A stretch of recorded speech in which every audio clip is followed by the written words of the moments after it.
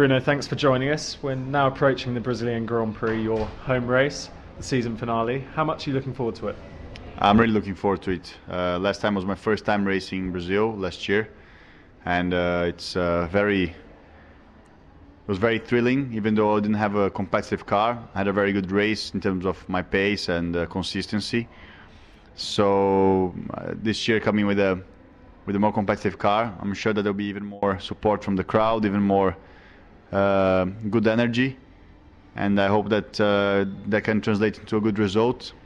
And let's hope that we're back in the points in Brazil as well. Should be a very good finish for us for the season. As you say, your second time racing there. What's it mean to be part of something so special, having grown up watching it?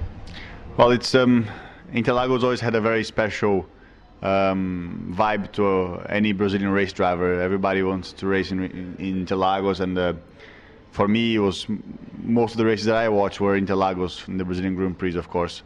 So I always dreamed about racing there and in Formula One.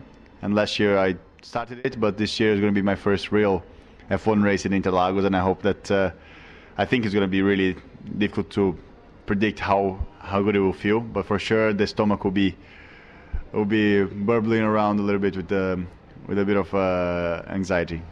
What memories do you have of watching your uncle compete there in the late 80s, early 90s?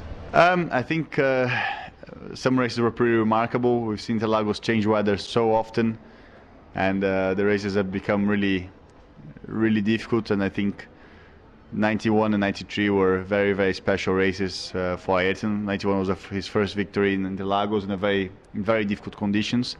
93 was a very special race because he outclassed everybody else on the grid. So it has obviously its history, and the Brazilian Grand Prix is never easy to be won by Brazilians. So we always look forward to it. Back in Ayrton's era, the fans were absolutely mad for him.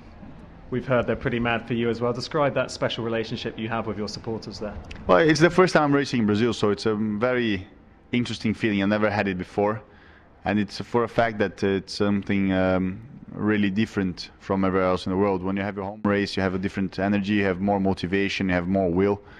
I think the good vibes from the crowd kind of transfer into you, and you want to do better than normally. So I want to get to Brazil and have a really competitive weekend. It's the last race of the season. With all this going on around you and your sponsor activities, PR activities, how will you maintain your focus, do you think?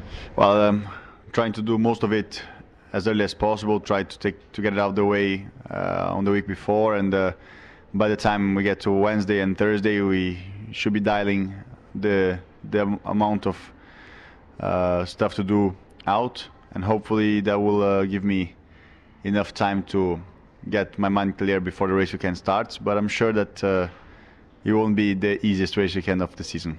Thank you very much. Thank you.